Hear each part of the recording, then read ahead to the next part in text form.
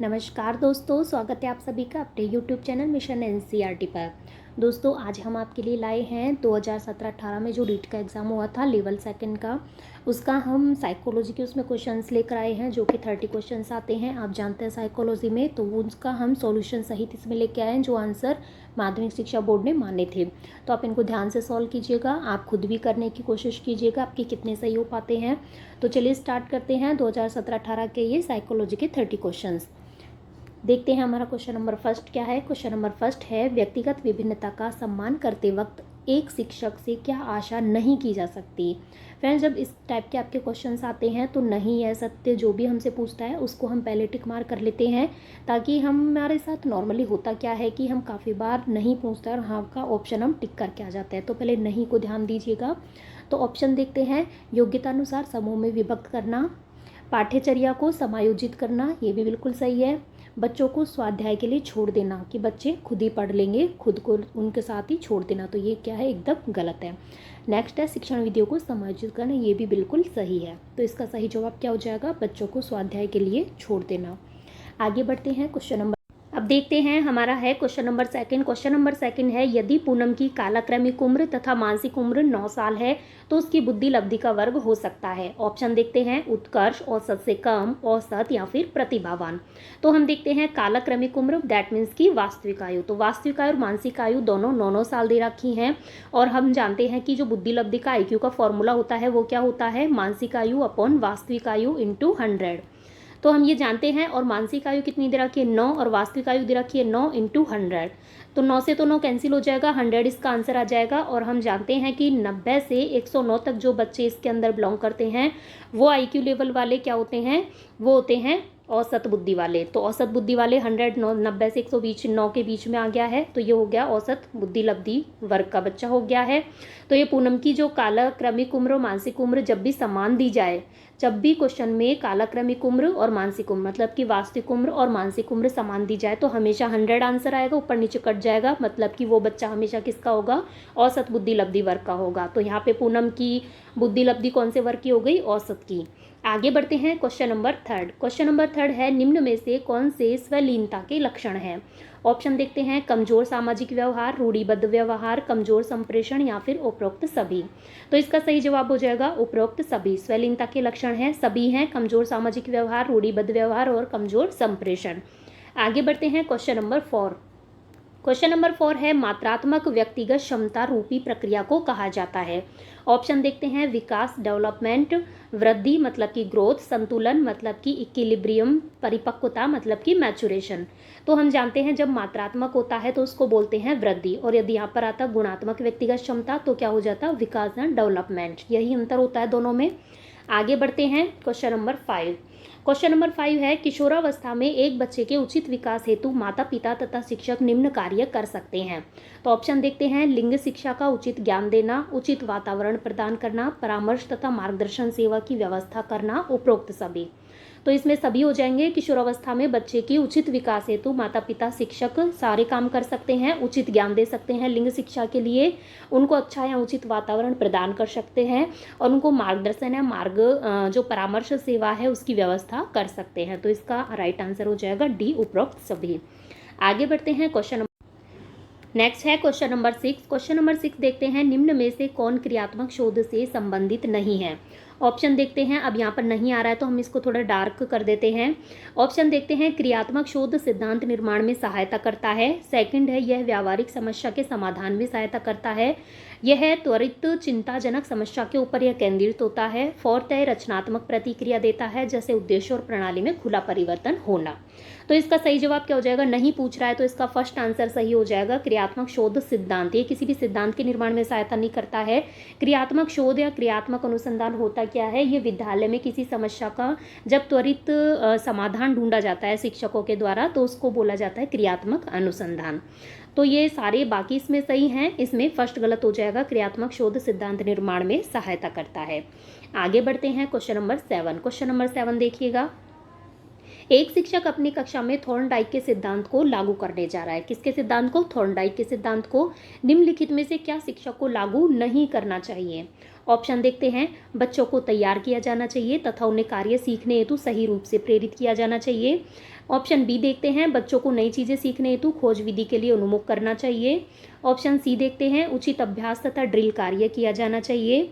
Option D देखते हैं। जहाँ तक हो शिक्षक को पुरस्कार का उपयोग किया जाना चाहिए, करने की कोशिश करनी चाहिए। तो इसमें देखते हैं कौन सा सही नहीं है, शिक्षक को कौन सा लागू नहीं करना चाहिए। तो इसका सही जवाब क्या हो जाएगा? खोज विधि के लिए उन्मुख करना चाहिए। ये थॉर्नडाइक के सिद्धांत में नहीं आता है, तो इसका सही जवाब हो जाएगा बी। थॉर्नडाइक ने कौन सा सिद्धांत दिया था वो आपको पता होगा। थॉर्नडाइक ने दिया था उद्दीपक अनुक्रिया का सिद्धांत, जिसको प्रयास व त्रुटि का सिद्धांत या प्रयत्न या भूल का सिद्धांत भी कहा जाता है। एसआर थ्योरी उसको कहा जाता है। और इन्होंने कब दिया था? ये दिया था 1913 में दिया था। ठीक है। और थॉर्नडाइक कौन थे? व्यवहारवादी। थॉर्नडाइक व्यवहारवादी थे। आगे बढ़ते हैं क्वेश्चन नंबर 8। क्वेश्चन नंबर 8 है, बाल्यकाल के दौरान अपने तथा दूसरों के नजरिए में फर्क करने में अयोग्यता को दर्शाता है। ऑप्शन देखते हैं।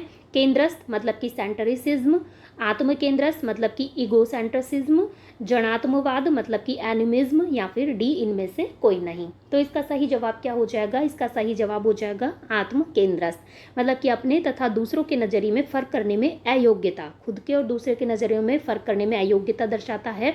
तो इसका यहाँ पर जब हम रिक्त स्थान में आत्म केंद्रस्थ भरेंगे तो आत्म केंद्रस्थ बाल्यकाल के दौरान अपने तथा दूसरों के नजरिए में फर्क करने में अयोग्यता को दर्शाता है। आगे बढ़ते हैं क्वेश्चन नंबर 9। क्वेश्चन नंबर 9 है, जब कोई बारंबार अपनी कमजोरियों से निकलने में असफल होता है और कुछ प्रवीणता हासिल करता है या साधारणतया अधीनता या अपकर्ष को ज़्यादा बल देने लगता है। ऊपरी लिखित तथ्य को किसने हीन भावना कहा? हीन भावना की डेफिनेशन है, याद रखिएगा, आगे एग्जाम्स में रिपीट होने के पूरे चांस रहेंगे। डेफिनेशंस के क्वेश्चन हमेशा आते हैं। ऑप्शन देखते हैं। कार्ल गस्टव युंग की डेफिनेशन है ये, सिगमंड फ्रायड, करेनी हार्न, या फिर अल्फ्रेड एडलर।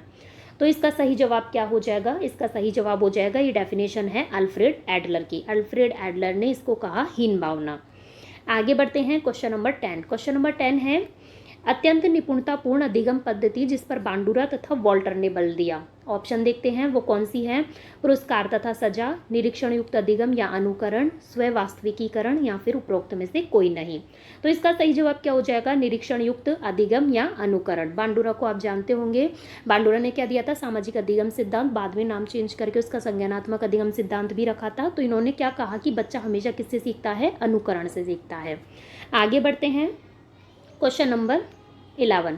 क्वेश्चन नंबर 11 है, शिक्षा के अधिकार अधिनियम के अंतर्गत निम्न में से क्या शिक्षक के कार्य नहीं माने गए हैं?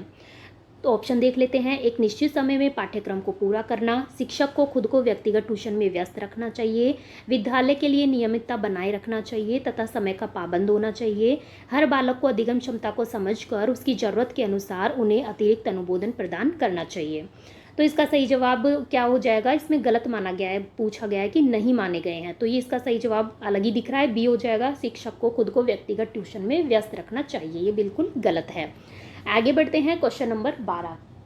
क्वेश्चन नंबर 12 है, फ्रायड की अनुशंसित व्यक्तित्व की बनावट के अनुसार निम्न में से कौन मूलभूत तीव्र इच्छा के उठने के साथ ही तुरंत तथा अनैच्छिक रूप से सभी नियम तथा जीवन की सत्यता और नैतिकता की अवहेलना करते हुए संतुष्ट करता है? मतलब कि मूलभूत तीव्र इच्छा वाली जो तीनों कंडीशन है, अहम, परम अहम और इदम, इनमें से कौन सी इनको संतुष्ट करता है? तो हम ऑप्शन देखते हैं। परा अहम, अहम तथा परा अहम, इदम या फिर अहम। तो क्वेश्चन नंबर 12 का सही जवाब हो जाएगा इदम। मूलभूत तीव्र इच्छा जहाँ पर आ जाए तो हमेशा उसका जवाब क्या हो जाएगा? इदम हो जाएगा। आगे बढ़ते हैं क्वेश्चन नंबर 13। अब हम देखते हैं क्वेश्चन नंबर 13। क्वेश्चन नंबर 13 क्या है? निम्न में से किस तकनीक के अंतर्गत एक बच्चा किसी चीज़ को हासिल करता है जिसे बाद में वो अपनी इच्छुक चीज़ें कार्य या लाभ में बदल सकता है? इसके ऑप्शन देखते हैं। फर्स्ट ऑप्शन है टोकन इकोनॉमी, सेकंड है गठन करना, थर्ड है विलोपन, फोर्थ है अप्रकट संवेदीकरण। तो इसका सही जवाब क्या हो जाएगा? Token economy. हम आपको बता देते हैं टोकन इकोनॉमीज़ के बारे में थोड़ा सा जान लेते हैं क्या होता है। ये होता है कि जो व्यवहार समस्या वाले जो लोग होते हैं उनको वांछित व्यवहार, मतलब हमें जो उनको व्यवहार कराना होता है तो वांछित व्यवहार करने पर पुरस्कार के रूप में क्या दिया जाता है? एक टोकन दिया जाता है। तो इस चीज़ को बोलते हैं टोकन इकोनॉमी। आगे बढ़ते हैं क्वेश्चन नंबर 14। क्वेश्चन नंबर 14 है, समायोजन प्रक्रिया के दौरान विद्यार्थीगण बहुत से विरोधाभासी परिस्थितियों से गुजरते हैं। उदाहरण स्वरूप, एक विद्यार्थी शिक्षक के सामने अपनी गलतियों को स्वीकार करना चाहता है, पर इसके साथ ही वह शिक्षक द्वारा दंडित होने से भी डर रहा है। तो निम्न में से किसके सापेक्ष में इसे अच्छी तरह समझाया गया है? ऑप्शन देखते हैं। पद्धति विरोधाभासी, वर्जन विरोधाभासी, पद्धति वर्जन विरोधाभासी, या फिर इनमें से कोई नहीं। तो इसका सही जवाब क्या हो जाएगा? 14 का सही जवाब हो जाएगा सी, पद्धति वर्जन विरोधाभासी। मतलब एक इसमें सकारात्मक बात क्वेश्चन में कही गई है और एक इसमें कही गई है नकारात्मक। मतलब कि एक विद्यार्थी है जो शिक्षक के सामने अपनी गलती को स्वीकार करना चाहता है, तो ये तो उसका पॉजिटिव व्यू हो गया, और इसके साथ ही वह शिक्षक द्वारा दंडित होने से भी डर रहा है, तो इसका नेगेटिव हो गया। तो पद्धति वर्जन विरोधाभासी परिस्थिति इसका राइट आंसर हो जाएगा। आगे बढ़ते हैं क्वेश्चन नंबर 15। क्वेश्चन नंबर 15 है, एक 5 वर्ष के बच्चे में दूसरों के प्रति प्रतिक्रिया तथा संप्रेषण में कमी है तथा असामान्य व्यवहार को बारंबार करता है। इस तरह के लक्षण किस चीज का प्रतीक है? ऑप्शन देखते हैं। श्रवण बाधिता का, शैक्षिक पिछड़ापन का, शैशव स्वलीनता का, या फिर अधिगम अक्षमता का। तो इसका सही जवाब क्या हो जाएगा? शैशव स्वलीनता का। तो एक 5 वर्ष का बच्चा है, दूसरों के प्रति, शैशव स्वलीनता मतलब बच्चा खुद में ही खोया रहता है, तो इसमें दूसरों के प्रति या संप्रेषण में कमी है। तो ये सब किसके उदाहरण है? असामान्य व्यवहार को बारंबार प्रकट करता है, तो उदाहरण या लक्षण किसके हैं? ये शैशव स्वलीनता के। आगे बढ़ते हैं क्वेश्चन नंबर 16। क्वेश्चन नंबर 16 है, किशोरावस्था की ऐसी आदत जिसमें खुद को भूखे रहने की प्रवृत्ति होती है तथा ज़्यादा बालिकाओं में पाई जाती है, ऐसी अवस्था को कहा जाता है। ऑप्शन देखते हैं। एनोरेक्सिया नर्वोसा, डेलीरियम ट्रेमेंस, स्वलीनता, या फिर डाउन सिंड्रोम। तो इसका सही जवाब क्या हो जाएगा? Anorexia nervosa. तो किशोरावस्था की ऐसी आदत है जिसमें लड़कियों को लगता है कि उनका भार या वेट ज़्यादा ना हो जाए, इस वजह से वो भूखे रहने की प्रवृत्ति होती है लड़कियों में, तो उसको बोलते हैं एनोरेक्सिया नर्वोसा। इंपॉर्टेंट है। आगे बढ़ते हैं क्वेश्चन नंबर 17। क्वेश्चन नंबर 17 देखते हैं। निम्न में से कौन सा शब्द दूरदर्शिता के लिए दिया गया है? ऑप्शन देखते हैं। ए ऑप्शन है ऑस्टिक एट्रोफी, बी है एस्टिग्मेटिज्म, सी है हाइपरोपिया, डी है रिफ्रैक्शन। तो इसमें से एक भी दूरदर्शिता के लिए नहीं दिया गया है, दैट मीन्स कि इसका दिया गया था बोनस, इसका बोनस अंक दिया गया था। आगे बढ़ते हैं क्वेश्चन नंबर 18। क्वेश्चन नंबर 18 है, सीखने का व्यावहारिक सिद्धांत दिया गया है। ऑप्शन देखते हैं किसके द्वारा दिया गया? थॉर्नडाइक के द्वारा, गार्डनर के द्वारा, कोहलर के द्वारा, हल तथा टॉलमैन के द्वारा। तो इसका सही जवाब क्या हो जाएगा? सीखने का व्यावहारिक सिद्धांत। इनमें से भी सारे ही जवाब गलत है। सीखने का व्यावहारिक सिद्धांत हम जानते हैं किसने दिया? वॉटसन का नाम आता है इसमें, वॉटसन ने दिया। ऑप्शन में हमारे पास कहीं भी वॉटसन नहीं है, तो इसका भी क्या दिया गया था? बोनस। आगे बढ़ते हैं क्वेश्चन नंबर 19 में क्या है? निम्न में से कौन सी संस्था प्रशिक्षण नियमावली तथा कार्यक्रमों का विकलांगता पुनर्वास के क्षेत्र में भारत में क्रियान्वयन करती है? ऑप्शन देखते हैं। राष्ट्रीय अध्यापक शिक्षा परिषद, राष्ट्रीय शैक्षिक योजना एवं प्रशासन विद्यालय, राष्ट्रीय शैक्षिक अनुसंधान एवं प्रशिक्षण परिषद, या फिर भारतीय पुनर्वास परिषद। तो इसका सही जवाब हो जाएगा डी, भारतीय पुनर्वास परिषद। और हम देखें कि भारतीय पुनर्वास परिषद की स्थापना कब की गई थी? तो ये की गई थी 1986 में। इसकी स्थापना भी पूछी जा सकती है। और ये भारतीय पुनर्वास परिषद है, ये किस प्रकार की संस्था है? जो विकलांग लोग हैं उनके पुनर्वास के क्षेत्र में जो कार्य का क्रियान्वयन करती है, वो है भारतीय पुनर्वास परिषद। और इसकी स्थापना याद रखिएगा 1986, जब नई शिक्षा नीति भी लागू हुई थी। आगे बढ़ते हैं क्वेश्चन नंबर 20। एक विशेष स्तर पर बच्चे मौलिक तर्क का इस्तेमाल करना शुरू कर देते हैं तथा सभी प्रकार के प्रश्नों का जवाब जानना चाहते हैं। पियाजे के अनुसार निम्न में से कौन से चरण का यह अर्थ है? ऑप्शन देखते हैं। साकार संचालन, पूर्व संचालन, औपचारिक संचालन, या फिर इनमें से कोई नहीं। तो इसका सही जवाब क्या हो जाएगा? बी हो जाएगा, पूर्व संचालन। अब जानते होंगे पियाजे ने 4 अवस्थाएं बताई थी, तो ये जो पूर्व संचालन है ये होती है 2 से 7 वर्ष के जो बच्चों की जो अवस्था होती है उसको पूर्व संक्रियात्मक अवस्था, पूर्व संचालन की अवस्था बोलते हैं। इसी को हम अतार्किक चिंतन की अवस्था भी कहते हैं। तो ये पियाजे के द्वारा 4 जो अवस्थाएं दी गई वो है, और इस स्तर पर क्या होते हैं? बच्चे मौलिक तर्क का इस्तेमाल करना शुरू कर देते हैं। आगे बढ़ते हैं क्वेश्चन नंबर 21। क्वेश्चन नंबर 21 है, ज़्यादातर बच्चे प्रथम सार्थक शब्द इस उम्र में बोलते हैं। ये क्वेश्चन बहुत बार रिपीट हो चुका है, याद रखिएगा। देखते हैं 3 महीने में, 6 महीने में, 35 से 40 महीने में, या 10 से 13 महीने में। तो प्रथम सार्थक शब्द आप जानते भी होंगे, आसपास बच्चे होंगे तो उनको देखकर हम पहचान सकते हैं कि वो प्रथम सार्थक शब्द लगभग कब बोलते हैं। 6 महीने का नहीं बोल सकता, 3 महीने का नहीं बोल सकता, तो 10 से 13 महीने में प्रथम सार्थक शब्द वो बोलते हैं। आगे बढ़ते हैं क्वेश्चन नंबर 22। क्वेश्चन नंबर 22 है बहुबुद्धि सिद्धांत के जनक कौन हैं। ऑप्शन देखते हैं, वाइगोत्स्की, ब्रूनर, अल्फ्रेड बिनेट या फिर गार्डनर। तो बहुबुद्धि सिद्धांत के जो जनक हैं वो कौन है, गार्डनर हैं। ये आप जानते हैं, गार्डनर जो हैं ये बहुबुद्धि सिद्धांत के जनक हैं। आगे बढ़ते हैं क्वेश्चन नंबर 23। क्वेश्चन नंबर 23 है, निम्न में से किसने सामाजिक रचनावाद दर्शन पर अत्यधिक बल दिया है। ऑप्शन देखते हैं, वाइगोत्स्की, पियाजे, डेवी या फिर कोलबर्ग। तो इसका सही जवाब क्या हो जाएगा, वाइगोत्स्की। वाइगोत्स्की ने सामाजिक रचनावाद दर्शन पर ज़्यादा बल दिया है और वाइगोत्स्की ने भाषा को विशेष महत्व दिया है। किसको दिया है, भाषा को विशेष महत्व दिया है। और जो जेड-पी-डी का सिद्धांत, ये फर्स्ट ग्रेड में पूछा गया था हाल ही में, जेड-पी-डी सिद्धांत किसके द्वारा दिया गया है, तो जेड-पी-डी जो है, जेड-पी-डी की फुल फॉर्म क्या होती है, समीपस्थ विकास क्षेत्र। ये किसके द्वारा दिया गया, वाइगोत्स्की के द्वारा दिया गया है। पूछा गया है ये फर्स्ट ग्रेड में, तो इंपॉर्टेंट है, पूछा जा सकता है रीट में भी। तो जेड-पी-डी का मतलब क्या होता है, समीपस्थ विकास क्षेत्र, मतलब बच्चा जिस अवस्था में वो विकास कर रहा है और जहाँ तक संभव है उसकी विकास की अवस्था, जहाँ तक वो विकास कर सकता है उसके बीच का जो काल होता है, ये क्षेत्र होता है, उसको बोलते हैं समीपस्थ विकास का क्षेत्र। तो जेड-पी-डी का सिद्धांत पूछे तो किसका नाम आएगा, वाइगोत्स्की का नाम आएगा। आगे बढ़ते हैं क्वेश्चन नंबर 24। क्वेश्चन नंबर 24 है, निम्न में से कौन सी दृष्टिबाधित विद्यार्थियों के लिए उपयोग की जाने वाली सहायक सामग्री नहीं है। इसमें नहीं पूछ रहा है।